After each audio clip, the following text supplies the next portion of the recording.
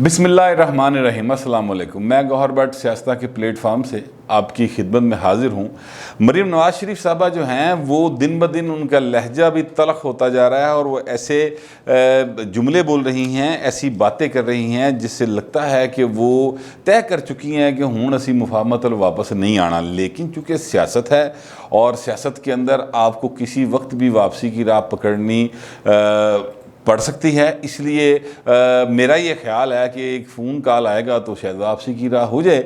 लेकिन फ़िलहाल चूँकि पाकिस्तान की इस्टेब्लिशमेंट जो है वो फंसी हुई है, प्राइमरी यानी पहला मसला जो है उसको तो अफ़गानिस्तान में पैदा होने वाली सूरत हाल है और जो अफ़गान तालिबान जो कुछ वहाँ पर कर रहे हैं और जो हुकूमत के साथ हो रहा है और उसके बाद क्या सूरत हाल बनेगी उसका ज़ाहिर है पाकिस्तान के ऊपर बराह रास्त असर आएगा। इसलिए जो मनसबदार हैं उनकी तवज्जो इस वक्त पाकिस्तान की अंदरूनी पॉलिटिक्स की तरफ इतनी कम है कि वो फ़िलहाल इसका कोई जवाब नहीं दे रहे। एक अदा कान रबड़दा इधर भी सुटे उन्होंने, लेकिन देख वो सब कुछ रहे हैं लेकिन इस पर रिस्पॉन्स नहीं किया जा रहा और कोई ऐसी बात नहीं हो रही कि इनको कोई अहमियत मिले जो पाकिस्तान की सियासत है अंदरूनी। इस हवाले से फ़िलहाल ये मामला एक साइड पर चल रहा है। मरीम नवाज़ शरीफ साहबा ने आज जो जलसा था उससे ख़िताब किया। लीपा एक वादी है कश्मीर की, वहाँ पर जलसे की जो जगह थी वो थोड़ी थी लेकिन लोग काफ़ी थे, पर वहाँ जलसा थी। जैसे मैं पहले बताता जा रहा हूँ कि मरीम नवाज़ साहबा जो हैं उनके जलसे बहुत अच्छे हो रहे हैं क्राउड के अतबार से भी, और क्राउड बड़ा चार्ज होता है। ये बहुत अच्छी बात होती है किसी पॉलिटिकल पार्टी के लिए कि उसमें जितने भी लोग हों वो इधर उधर ना तक रहे हों, बाजार ना हो कि यार किसी ने जान छुटेगी तो घर जावांगे, स्कूल के टाइम ना पूरा कर रहे हो। मतलब है कि जिस तरह क्लास में बच्चे नहीं होते निकम्मे, वो कहते मिनट बाद वेखते हैं पूछते नाल दिन टाइम क्यों है, अच्छा ये इन्नी देर रह गई थी छुट्टी होनी, फिर इन्नी देर रह गई पूरी छुट्टी होनी। तो वो इस तरह नहीं होता। लोग जितने वहाँ पर मौजूद होते हैं वो बाकायदा इन्वॉल्व होते हैं उस जलसे से और मरीम साहबा की बातों के साथ हर बात पे रिस्पॉन्ड कर रहे होते हैं। आज मरीम नवाज़ साहबा ने जो बात की है वो ज़रा थोड़ी सी ख़तरनाक सी है। उसके दो तीन पहलू हैं जो मैं आपके सामने रख देता हूँ। पहली बात तो उन्होंने जो की वो ये है कि नवाज शरीफ के बयाने पर चलना होगा अदारों को भी अगर पाकिस्तान की तरक्की चाहते हैं। लेकिन साथ ही उन्होंने कहा कि कुछ लोग अपने फ़ायदे के लिए ये कह रहे हैं कि नवाज शरीफ ने जो तनकीद की थी या जो नाम लिए थे दो बड़े मनसबदारों के, बिल्कुल जनरल बाजवा साहब और जनरल फैज़ हमीद साहब की बात हो रही है, तो वो जो दो नाम लिए थे तो लोग उनको कह रहे हैं कि अदारों पर तनकीद की थी। वो अदारों पर नहीं, उन दो लोगों पर तनकीद थी क्योंकि उनकी वजह से न सिर्फ पाकिस्तान और पाकिस्तान के अवाम को नुकसान हुआ बल्कि अदारों को बजाते खुद नुकसान हुआ। ये मरीम नवाज शरीफ साहबा ने फरमाया। इसके साथ साथ जो उन्होंने कहा जी कि नवाज शरीफ ने फ़ौजियों की तनख्वाह बढ़ाई, जवानों की, जर्नलों की नहीं बढ़ाई। इस तरह की बातें उन्होंने की। फिर इमरान खान फिर मतलब बाकायदा उन्होंने छतरोल की थी। मैं फ्रैंकली जिस तरीके से वो उनके बारे में बात कर रही थी, मैं तकरीर उनकी सुन रहा था तो वो बड़ा ऐसे लगता है जैसे वो ना बड़ा शदीद उनकी क्या कहते हैं पोस्टमार्टम कर रही हैं उनकी बातों का। तो असल में ये जो दो बातें हैं ना, एक बात ये कि जनाब अदारों पर तनकीद नहीं है, वो दो शख्सियात के ऊपर तनकीद है जो अदारों के सरबराह हैं इस वक्त, उन पर तनकीद है। और दूसरी बात जो है कि जर्नल दी नहीं वधाई, जवाना दी वधाई, ये दो चीज़ें हैं जो जिन पर मैं बात करना चाहता हूँ। मरीम नवाज शरीफ साहबा जो हैं वो गरज भी रही हैं और बरस से भी रही हैं, यानी बरस ही रही हैं ना, जो इस वक्त मुसलसल वो बात करती चली जा रही हैं। बल्कि यूँ कहना चाहिए क्योंकि शेर है उनका इंतखाबी निशान, तो फिर वो धाड़ रही हैं बाकायदा।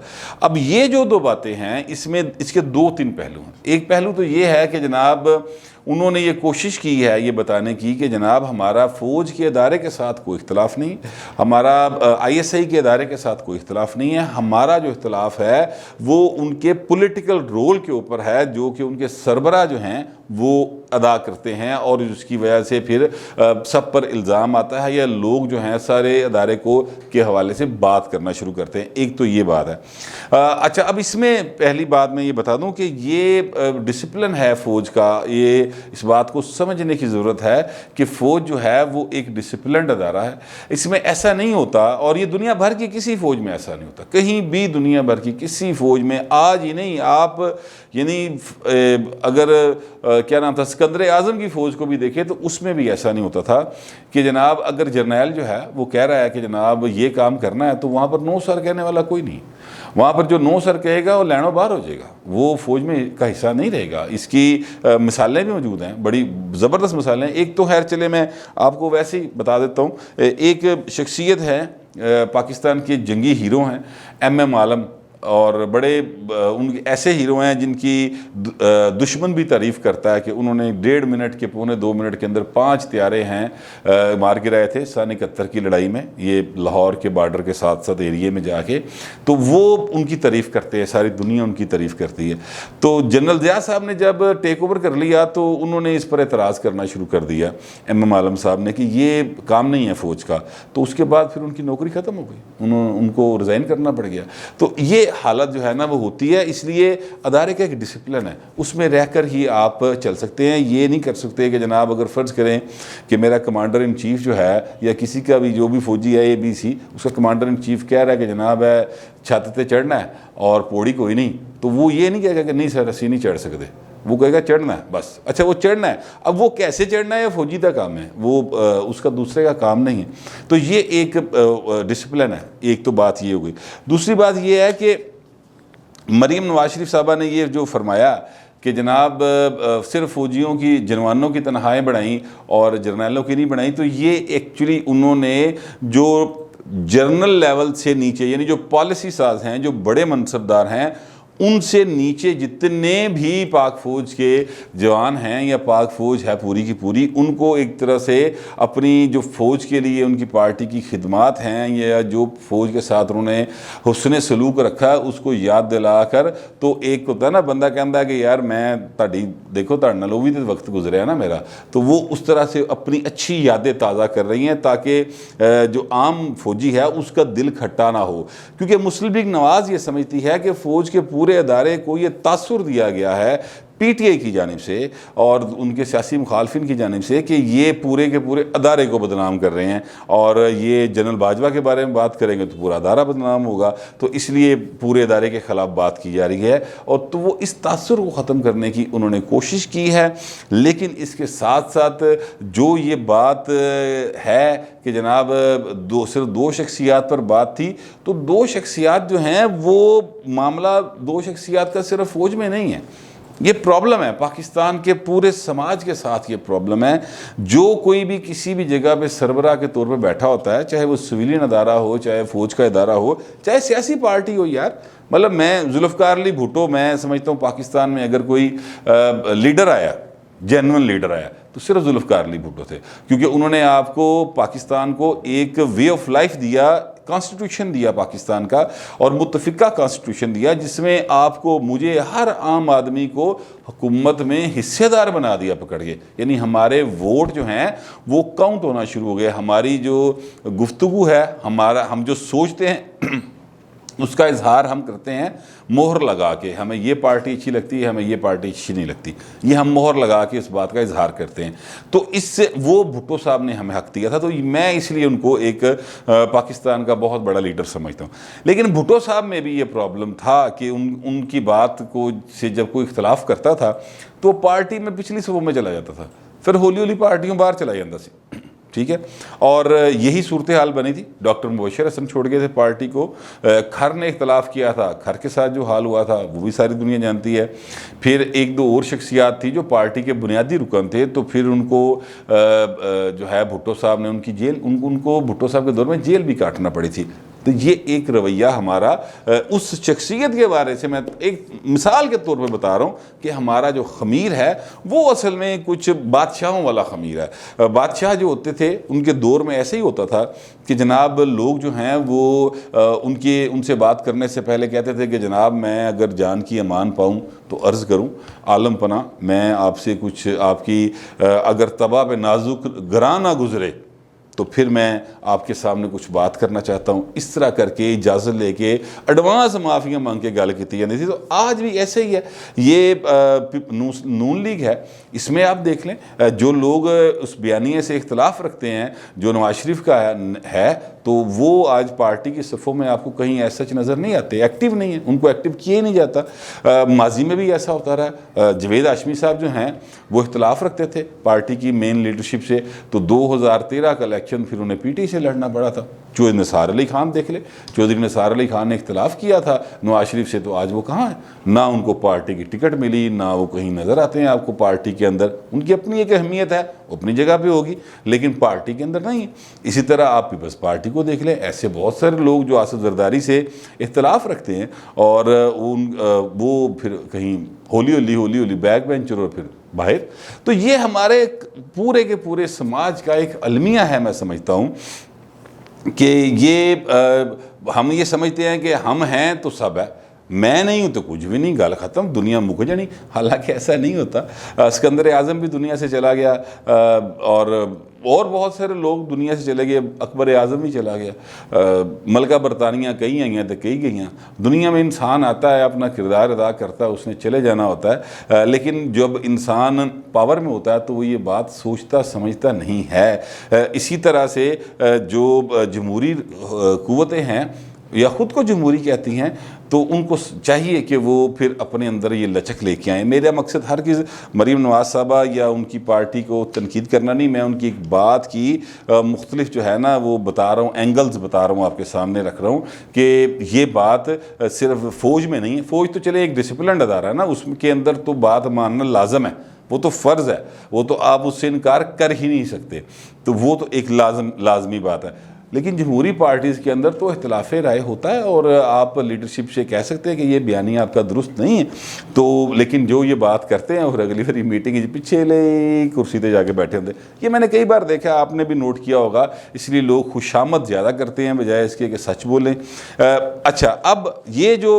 बात उन्होंने की कि जनाब वो अदारों के साथ इख्तलाफ लड़ाई रोला बना दे कि जी अदारों के ख़िलाफ़ बोल रहे हैं, तो ये बात दुरुस्त है। मुझे याद है कि जनरल ज़िया का जब दौर था तो पीपल्स पार्टी वाले और MRD वाले बड़ी खुल के तनकीद किया करते थे जनरल ज़िया के ऊपर। तब सोशल मीडिया नहीं था और तब लोग जो हैं वो इस तरह से चीज़ों को फौरी तौर पर उनकी पहुंच में चीज़ें नहीं आती थी। जैसे अब मैं आपसे बात कर रहा हूँ, ये जब वीडियो अपलोड होगी तो नेट पे पड़ी है, दुनिया में कोई भी देख सकता, तो वहाँ तब ऐसा नहीं होता। तब को पम्फलेट चुप करके छापे आंदा सी, किसी पतंगा प्रेस दे तो फिर उसको डर के दूसरे लोगों तक पहुँचाया जाता था। लेकिन जो बयान आता था वो उसके अंदर उस पर जनरल ज़िया पर तनकीद होती थी। तब भी जो लोग उस वक्त जनरल ज़िया के साथ थे वो यही कहते थे कि अदारे पे हमला कर दिया गया जनाब। ये खुशामद है, बेसिकली एक तरीके से जनरल ज़िया को खुश अदारा बना के पेश किया जाता था उसके सामने, और ये PTI वालों ने किया एग्जैक्टली जब नवाज शरीफ ने नाम लिए। और मैं समझता हूँ कि नवाज शरीफ साहब अगर नाम ना लेते तो तभी काम ख़त्म हो जाना था और चीज़ें ठीक हो जानी थी। ठीक होने से मुराद ये है कि इमरान खान का टीन डब्बा गोल हो जाना सी, लेकिन नवाज शरीफ साहब ने नाम लिए, जज्बाती होकर नाम लिए या प्लान करके नाम लिए, लेकिन वो नाम लिए उन्होंने, जिसके नतीजे में हुआ ये कि फिर वो चीज़ें जो खुशामद है वो करने वाले फिर खुशामद करते चले गए और चीज़ें लिंगर ऑन होती चली गई। और फिर हालात ये बन गए कि अब इमरान है और महंगाई है और अवाम एक अजाब का शिकार है, गर्मी है और लोड शेडिंग है। बस ये है। बाकी तकरीरा ने जिन्नियां मर्जी करते रहो, कहते रहो मैं एंटी स्टैबलिशमेंट है, कहते रहो मैं प्रो स्टैबलिशमेंट है, जो मर्जी करते रहें। भुगत बहरल वो जो 2 नाम लिए थे नवाज शरीफ ने, उसका भुगतान जड़ा ना वो पाकिस्तान की कौम दे रही है बहरल। फ़िलहाल मेरा तो यही ख्याल है, हो सकता है आप इस बात से इख्तलाफ करते हो। अच्छा, मैं कल बात की थी तो 2-3 लोगों ने सवाल किए हैं, मैं चाहता हूँ कि उन सवालों का मैं आपको जवाब दे दूँ। एक तो हैं जवेद भट्ट साहब, कोई जवेद भट्ट साहब ने ये कहा है कि अगर इस वक्त मुस्लिम लीग नून सबसे पॉपुलर है तो आप क्यों नहीं मानते। और भट्ट जी मैं कदों नहीं मानता, मैं ये बात आपसे किसने कह दी। मैं तो हर वीलाग में कहता हूँ कि मुस्लिम लीग नून जो है वो बाकायदा एक पॉपुलर जमात है और वो अवाम के अंदर बड़ी मकबूल है, इसमें कोई शुबे की बात नहीं है। लेकिन जो मैं बात करता हूँ, मेरा बतौर सहाफ़ी ये काम है कि मैं किसी सियासी लीडर के भी बयान को उसकी पूरी तरह छान भटक करूं कि उसने ये बयान दिया क्यों है और मैं उस बारे में क्या समझता हूं, मेरी क्या राय है कि उन्होंने ये बयान क्यों दिया, आखिर वो क्यों ये करना चाहते हैं, ये बयान देकर तो वो क्या साबित करना चाहते हैं या क्या हासिल क्या करना चाहते हैं, इसका बैकग्राउंड क्या है। इसलिए उसमें जब मैं बात करता हूं तो लोग ये समझते हैं कि मैं मुस्लिम लीग नून के ख़िलाफ़ बात कर रहा हूं। मेरा ना नून लीग से कोई नफ़रत है, ना कोई मोहब्बत है, ना मेरी पीटी से कोई नफ़रत है, ना मोहब्बत है। इमरान चूँकि हुक्मरान है और उनकी दौर में हमारी ज़िंदगी जो है मिडिल क्लास की, सफ़ेद पोश की, बड़े अजाब का शिकार है, इसलिए उनके बारे में सम टाइम मेरे व्यूज़ जो हैं वो ज़रा सख्त हो जाते हैं। बाकी मेरी किसी के साथ ना कोई ज़ाती दुश्मनी है, ना दोस्ती है, ना कोई नफ़रत है, ना कोई मोहब्बत है। मैं एक सीधा फिदा जैसा साफ़ी हैं, जो समझता हूँ वो कह देता हूँ। अब आगे वो किसी को अच्छा लग जाता है, किसी को बुरा लग जाता है। तो मैं ये क्लियर कर दूँ भट्ट साहब आपको कि मेरा इससे कोई इरादा नहीं कि मैं कहूँ कि नून लीग पॉपुलर नहीं है। नून लीग पॉपुलर जमात है, ये बात दुरुस्त है। अच्छा, दूसरे हैं जी कोई एहसन चौधरी साहब, वो उन्होंने फरमाया कि जनाब आप ये बात मानते हैं कि मरियम मुदल्लल बात करती हैं और बासर मुकर्रर हैं, लेकिन इससे पहले जो आपने कहा था कि मरियम बचपने की बातें करती हैं, तो फिर वो आपने क्यों कहा था? तो एहसन चौधरी साहब, बात यह है कि मेरी नज़र में वो बचपने की बातें थी, ठीक है। मेरी नज़र में आज भी ये बचपने की बात है कि अगर कोई शख्स ये समझे मौजूदा हालात के अंदर कि यहाँ पर कोई इनकलाब की सूरत हाल पैदा हो गई, लोग कोई माओ जैसा इनकलाब लाने की कोशिश कर रहे हैं, या यहाँ पर कोई फ्रांस का इनकलाब लाया जा सकता है, या यहाँ पर कोई ऐसे हालात बन गए हैं कि जनाब मरीम नवाज साहबा कहें या नवाज शरीफ साहब कहें या जरदारी साहब कहें या इमरान खान इवन कहे, ठीक है, कि जनाब सब घरों से बाहर निकले और पैदल चल पड़े इस्लामाबाद की तरफ और वहाँ पर जाके हम हुकूमत को बाहर निकाल देंगे, तो ऐसा मुमकिन नहीं है। ये मैं इसको बचपने की बात कहता हूँ, ऐसा मुमकिन नहीं होता, ये मुश्किल बात है। अभी तो पाकिस्तान में ऐसे कोई हालात नहीं है। अगर कोई इस तरह की बात होती है तो उस पर मैं ज़रूर कहता हूँ कि ये बचपने की बातें हैं। जहाँ तक इसके अलावा बात है वो ये है कि जनाब मरीम नवाज साहबा जो हैं बाकायदा वो मजमे से जब ख़िताब करती हैं तो वो गुफ्तगू करती हैं, मजमा जो है उनकी तरफ अट्रैक्शन होती है उनकी, वो उनकी हर बात पे रिस्पॉन्ड कर रहा होता है। तो यही एक अच्छे मुकर्रर की निशानी है और वो मैंने आपको बता दिया कि वो अच्छे मुकर्रर हैं। लीडर वो अच्छी हैं या नहीं है, आने वाला वक्त बताएगा, जब वो हुकूमत में आ जाएंगी अगर, और फिर पता चलेगा कि वो आवाम के लिए क्या करती हैं, वो कैसी कानून साजी करती हैं, वो कैसे प्राइस कंट्रोल करती हैं और किस तरह से आवाम की ज़िंदगी को आसान बनाती हैं या मुश्किल बनाती हैं, वो तब पता चलेगा। फ़िलहाल जो है वो अच्छी मुकर्रर भी हैं और अच्छी क्राउड पुलर भी हैं और लोग उनकी बात सुनते भी हैं, ये बात है। बाकी ताड़ी लीडर है, तान मुबारक।